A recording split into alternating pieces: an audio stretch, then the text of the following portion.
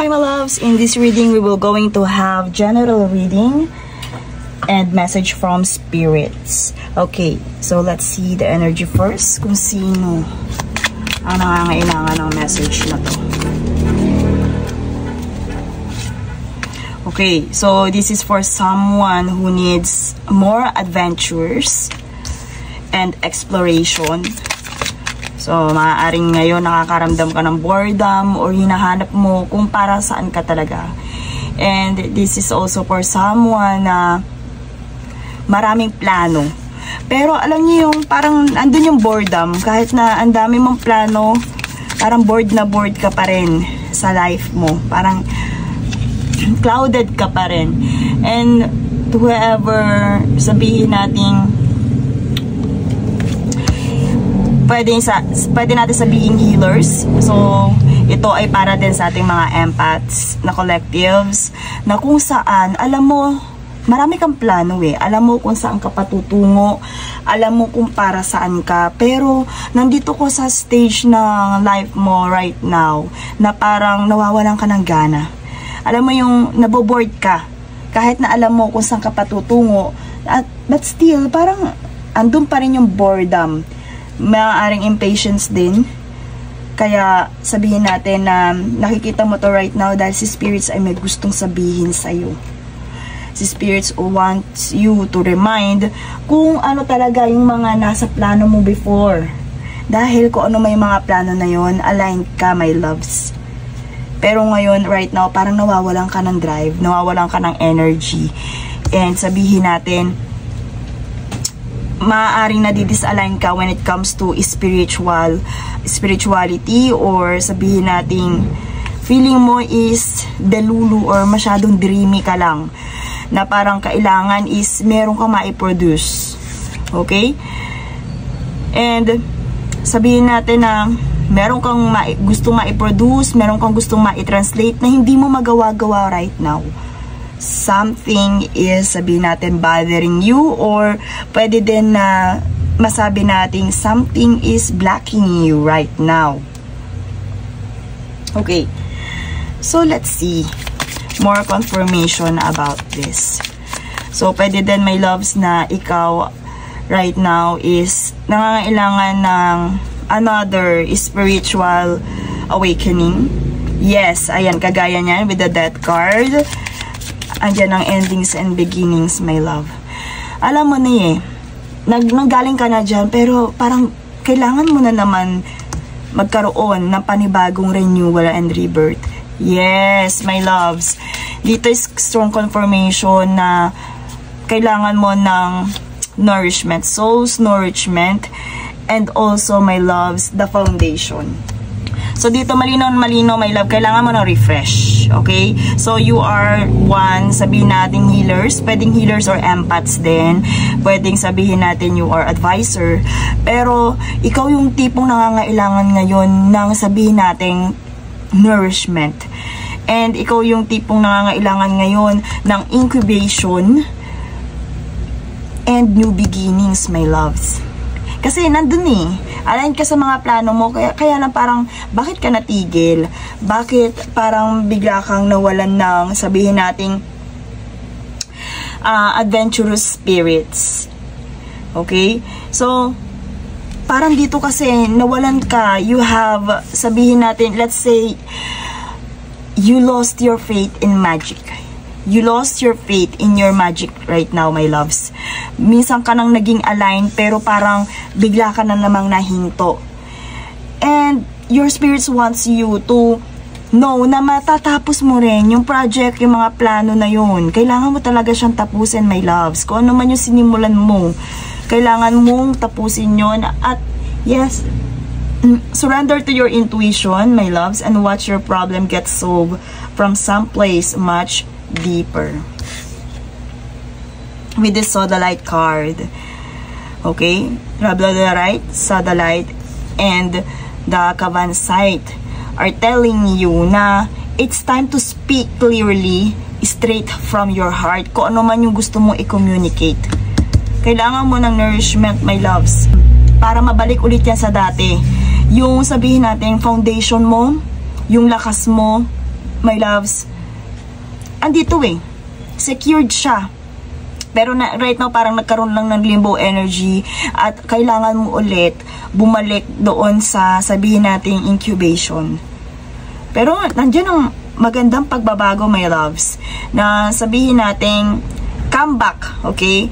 Andun din yung comeback na more nourished, my loves. So, if ever na sinukuan mo to, nawalan ka ng tiwala sa yung magic, sa yung kakayanan, sa yung abilidad, my loves, this message or spirits are telling you na surrender to your intuition. Nandun ka na, my loves. Nawalan ka lang siguro ng light or ng lakas, pero aligned ka. At ang kailangan mo doon is ma-communicate yun ng maayos. Pero dito sa Witch Bones, my loves, dreams are coming true. And dito mas matatag. I also see kung career man yan, project, ideas, mas matatag yung comeback na to ngayon. Kasi mas more healthy siya, mas more nourished siya. Okay? So let's see message from your angels and guides.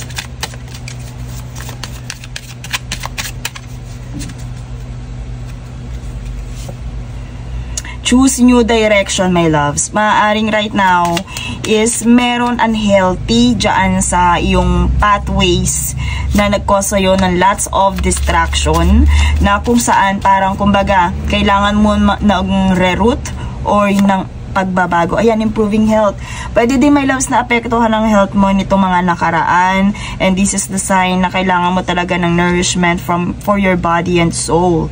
Body and spirit, my loves. But no need to worry kasi yan is indication na nandito ka na, sabihin natin, clearing out ka na ng mga blockages. So, this is one of the guide and sign na you have to choose new direction. If ever, kung meron man na nagkakos sa'yo ng blockages right now, if ever na iyan ay someone or something na nakapag-distract sa'yo dito sa alignment mo when it comes to spirituality and the real you, no need to worry. Kasi ang kailangan mo lang gawin dyan is you have to reroute or choose new direction, my loves. And dito, spirits are telling you na improving.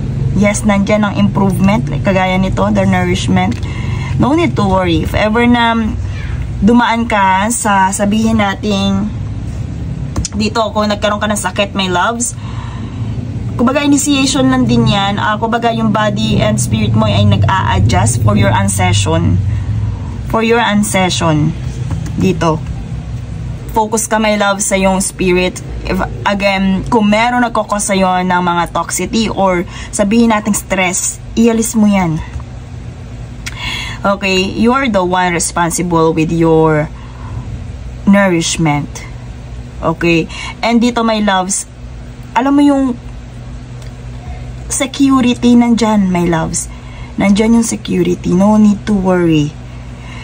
Maaari, my loves, na itong health na to, kung ano man yung condition mo right now, kung nagkasakit ka man, ang cause no, my loves, is stress and anxiety. Because of these stones, so the lights and labradorite.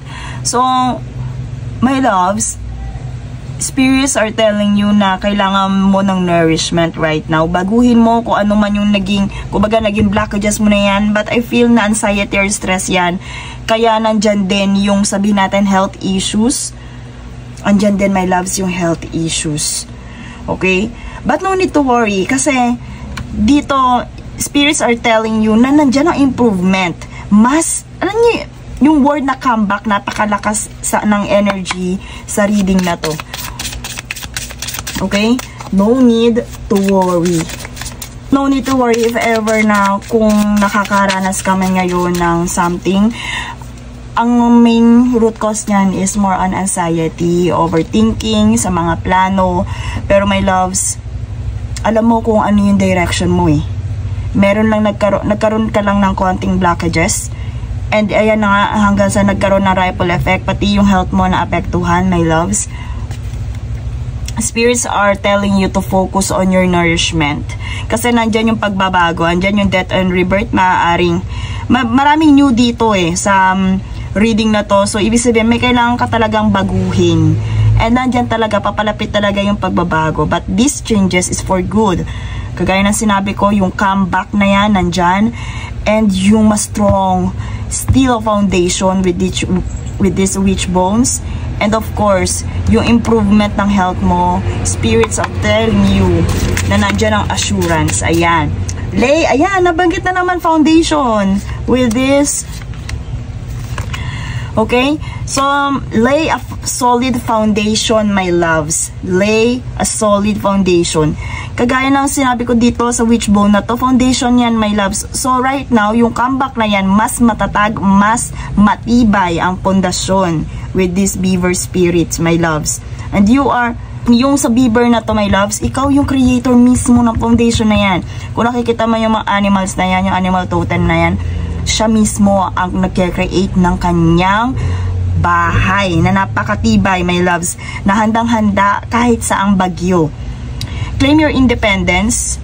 Dito, my loves, walang ibang makakapag-nourish sa'yo kung hindi ikaw lang.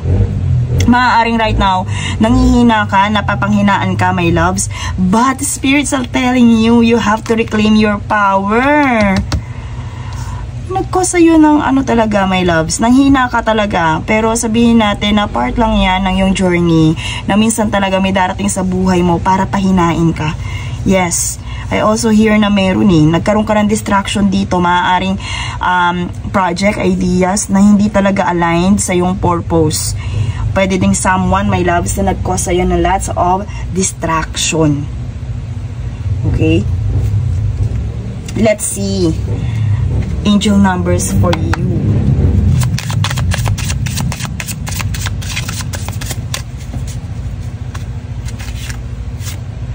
Ayan, I am compassionate. So my loves, it's your compassion that makes you shine. My loves, kung ano yung kumbaga ganito, pwede din na reciprocated din, my loves, kung ano yung compassion na binibigay mo sa kapwa mo, ganun din ang ibigay mo sa sarili mo. You are devoted to helping the greater good and have a strong talent for speaking up for others, my loves. So, eto ngayon, meron kang kailangang i-communicate, meron kang kailangang sabihin natin, i-express. And iyan ay for, sabihin natin, para sa, may maitutulong yan na malaki sa iyong kapwa or sa mga tao sa paligid mo. Your talent for speaking up for others, sabihin na natin, is kumakatok sa'yo right now. Kaya nakikita mo to. Your soul is most satisfied when you are being of service. You are called again, my loves, to reclaim your power, to claim your independence. Kumbaga, bumangon ka na ulit, my loves, with this death card. Bumangon ka na ulit. Okay? Lay again, much stronger foundation. And spirits are also telling you na nandyan lang sila. They are protecting you. Okay? Ito is pinapaalala ni spirits, kaya nadaan sa ito na kumbaga, ano yung power mo, nasaan yung drive mo dati, yung mga plano mo dati, pinapaalala lang niya ulit. And that's all for this reading. Thank you so much and see you in my next one.